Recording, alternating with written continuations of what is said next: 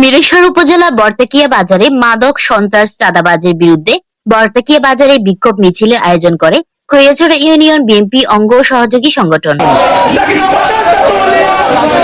বুধবার সন্ধ্যায় বর্তাকিয়া বাজারে বিক্ষোভ মিছিল শেষে ইউনিয়ন বিএনপির সদস্য সচিব আব্দুর রহিম বাবলুর সঞ্চালনায় আহ্বায়ক রফিকুজ্জামানের সভাপতিত্বে সংক্ষিপ্ত সমাবেশ অনুষ্ঠিত হয়।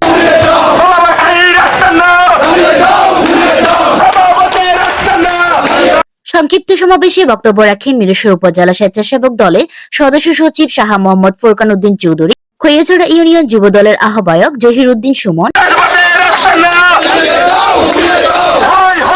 বিক্ষোভ মিছিল ও সমাবেশে উপস্থিত ছিলেন উপজেলা জাসাসের সাধারণ সম্পাদক মাসুম বিল্লাহ, ইউনিয়ন বিএনপি যুগ্ম আহ্বায়ক ডক্টর শহীদুল আলম, ইউনিয়ন যুব দলের সিনিয়র যুগ্ম আহ্বায়ক নিজাম উদ্দিন, যুগ্ম আহ্বায়ক আসলাম খান, ইউনিয়ন স্বেচ্ছাসেবক দলের সভাপতি রফিক খান, মায়ানী ইউনিয়ন স্বেচ্ছাসেবক দলের সভাপতি শহীদুল ইসলাম, সাধারণ সম্পাদক আকবর মির্জা, সিনিয়র সহসভাপতি নাজমুল হাসান, নুরুল গনি, ইউনিয়ন কৃষক দলের সভাপতি খন্দকার তাজউদ্দিন,